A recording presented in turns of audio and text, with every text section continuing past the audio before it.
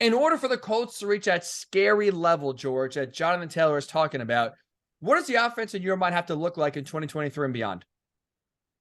It starts with Richardson. I mean, I think we need to, in some ways, slow down the train a little bit here and understand that this is a 20-year-old guy. He's going to turn 21 at the end of this month.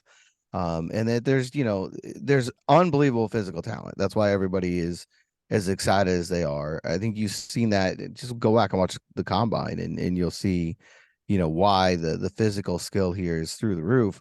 But it didn't all come together at Florida, and there's a reason for that. And I think a lot of that was just inexperience. When you hear the Colts talk, you always hear that word with them, that what he's missing is experience.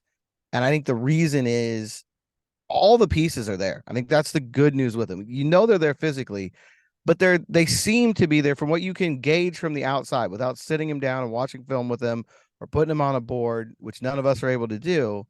The mental aspects seem to be there. You can see him making reads, out there on the field. You can see him adjusting on the go. But I think the thing has the Colts most excited, and I think that might give him the best chance to play early on is his pocket presence, his ability to feel the pressure, to move around within the pocket. And he's a guy, I think it's surprising when you see a guy that big and that fast, you're thinking he wants to run all the time. He's going to tuck it first opportunity. That's not really his style. He's more Patrick Mahomes in terms of looking down the field, still in his mindset, still looking to throw the ball. So I think, how all that plays into the offense is going to be interesting to see. Philadelphia is the obvious template. I think, people are probably shocked by hearing that right now, just stunned that that's where it's going. But I don't think it's as one-to-one as it sometimes portrayed, because I think Hurts at times, especially when he was young, looked to run more often than I think Richardson will. And Jonathan Taylor is a different aspect. No offense to Miles Sanders, who had a great year and, is a really good running back. They haven't had anybody like Jonathan Taylor in that Philly offense. So it's going to cause, I remember when Pep Hamilton was here, one of his favorite phrases is you want to cause conflict for the defense. Mm-hmm. And all he meant was give them some doubt about what you're going to do. And just having Richardson and Taylor on the field causes conflict. Just them being in the backfield together, is he going to keep the ball? Is he going to give it to the running back? Is it an RPO? Is he going to end up throwing it downfield? Defenses have conflict from day one. Yeah. So I think you're going to see a lot of play action as a result of that. You're going to see the RPO run. And you would figure that the running game is going to be the early focus, right? I mean, that's where you've got a guy who led the NFL in rushing. You've got a young quarterback that can run. It just makes sense that they're going to probably lean early on the run game, and I would say the deep ball, because that's probably the best part of Richardson's passing repertoire right now. So, play action, throw it deep.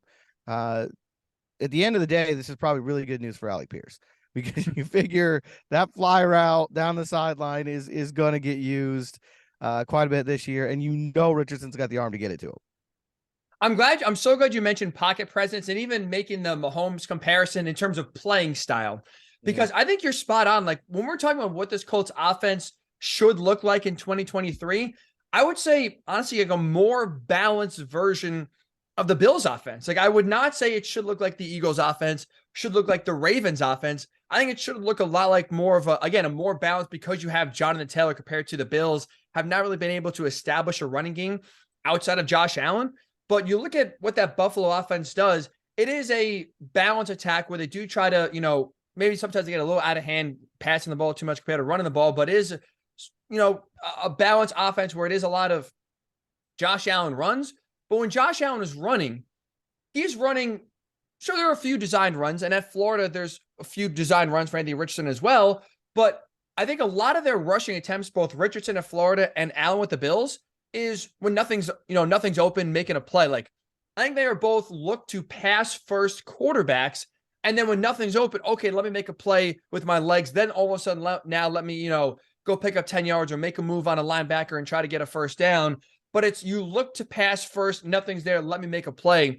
It's not, we're going to call 15 designed quarterback runs, run you up the middle, run zone reads all the time, and have it almost be a Cam Newton or Lamar Jackson kind of flex bone, run first sort of offense. Like you look at Florida's offense, and I watched 2 games early this morning on purpose.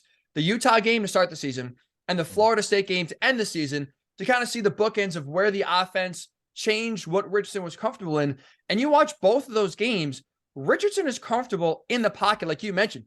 He has good pocket presence. He is a guy that, sure, his number is called to run the ball, but it's not a huge part of the Florida offense. They run a lot with their running backs more than they run with Anthony Richardson.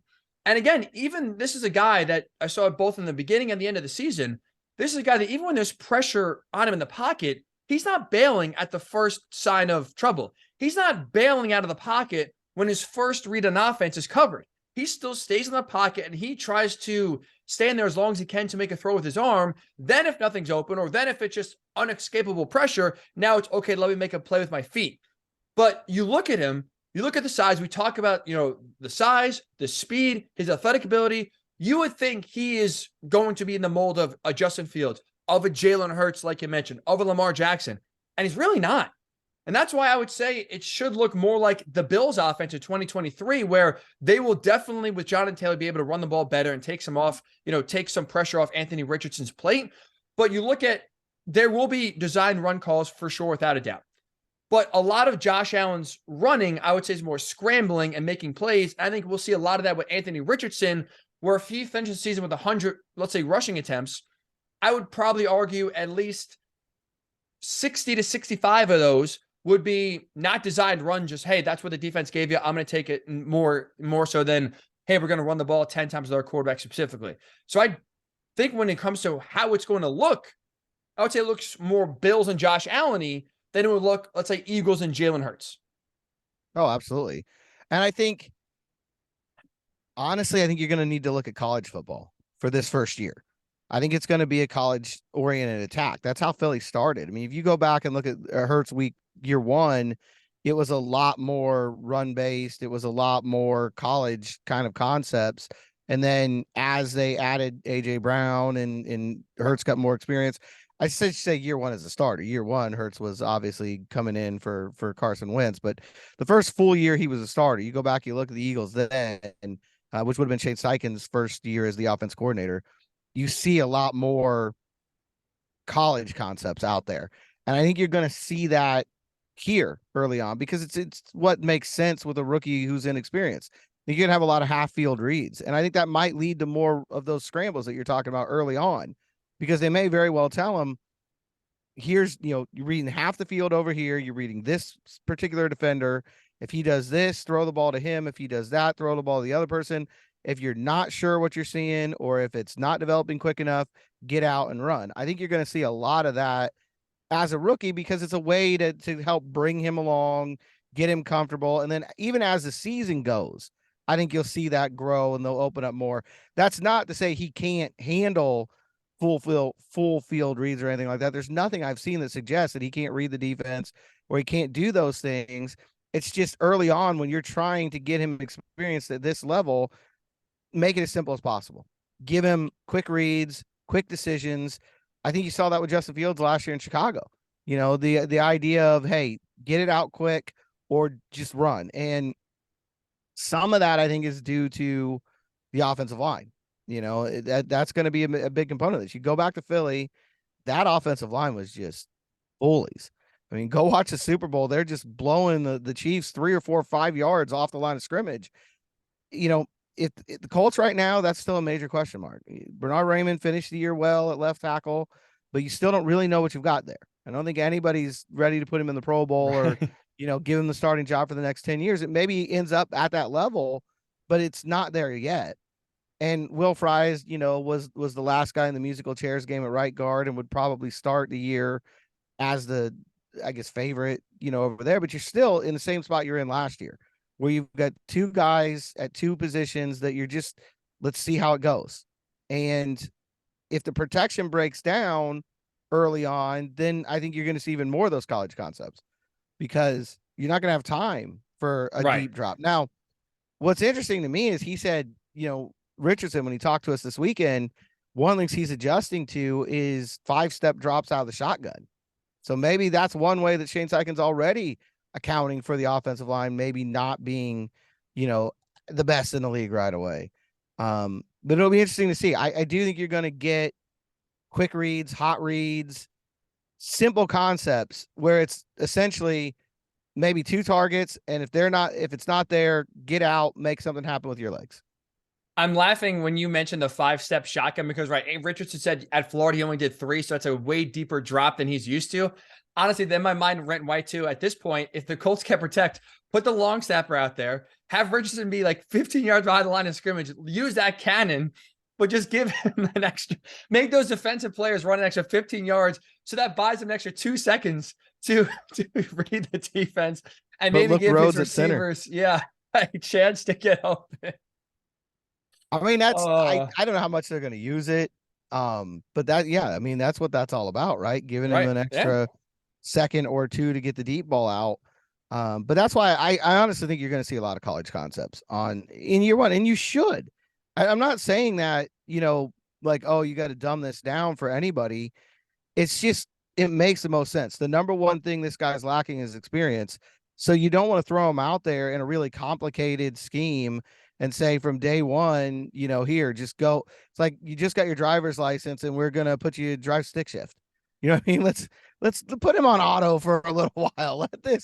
Let this go and let him grow. And then as he shows you he's confident, as he gains success in that, add a little bit every week. I would agree with that, right? Don't put too much on him. Again, especially for 2023, this is going to be a progression. So if you got to start simple in week 1 and gradually add in concepts and reads and extra plays and, tweak things, so be it, George. Like, right, we've talked a lot on this pod. Patience in 2023 is going to be the word. That's kind of been already the operative word and the buzzword from everyone within the Colts once they made the Richardson pick. It has been patience. So I don't think like that's absolutely the right way they should approach it. That's absolutely the right way they should go about 2023. But once things once you get past taking it slow and taking the training wheels off, what it should look like is, again, a guy that is throwing a lot more than he's running and running more out of necessity than design game plan. Like, even go back to Florida last year in his only full year as a starter. He had 103 rushing attempts, Anthony Richardson did, in 12 games. That was 22% of Florida's rushing attempts. So that shows you, number one, that, again, they did not rely on him a ton to run the ball as part of the designed offense, and they relied a lot on their running backs. And look what the Colts have, and you hear Jonathan Taylor's quotes before about having a scary offense, and I want to read one other quote for you here in a second as well. But that is going to be a huge boost where you can be able absolutely to rely on Jonathan Taylor, and that alone should be able to take something off of Richardson's plate where you don't have to worry about him getting exposed to big hits, let's say 5, 6, 7, 8, 9, 10, 11 times a game. Like, he only averaged, I say only, but 8.5 rushing attempts. And again, I would argue about half of those were designed. So this is a guy that can pick his spots, can, break one, or at least protect himself where he's not just running between the tackles every time. Look at the Eagles offense with Jalen Hurts, and obviously that's been a popular offense we've talked about because that's where Shane Steichen came from. And obviously Jalen Hurts and Anthony Richardson have a lot of similarities physically. Look at Jalen Hurts last year in 14 games, so just 2 more than Richardson played last year. He had 165 rushing attempts, and that was basically a third of the Eagles' rush attempts. They ran the ball a ton last year, and a third of that's on your quarterback, basically. That's a lot. That's a lot of wear and tear. That's a lot of exposure on Jalen Hurts. He ran the ball 11 times per game. So even though it's not that drastically different, 11 times for Jalen Hurts per game versus 8.5 times for Richardson a game, you look at the longevity, and for an organization that knows how, the quarterback getting beat up, how that could impact their future, I think it's also important to try to develop Anthony Richardson to be a passer first, because it also, in the long run, is going to help his longevity. You hear the Cam Newton comparisons. You hear the Lamar Jackson comparisons. Those are great comparisons, and physically he fits both of those. But also, you look at both of their careers. Lamar, the last 2 years, could not finish the season because he's been injured. Cam Newton's career peaked in 2015 when he won the MVP. Then all of a sudden, after those 5, 6 years, kind of like luck, his body started breaking down, and he was nowhere near Superman, Super Cam, he's like to call himself, the back half of his career. So he had like 6 good years, but then really kind of after that, it tailed off and fell off a cliff pretty quickly. If you're the Colts right now, obviously you want Richardson to develop and you want him to be the franchise quarterback. But also in that same breath, you want him to be around for longer than 6 years and playing at a high level, because that just drastically shrinks your window to win if you're going to kind of run him like a battering ram and leave him susceptible to getting worn down, like we've seen Lamar Jackson do recently and like we've seen Cam Newton do as well.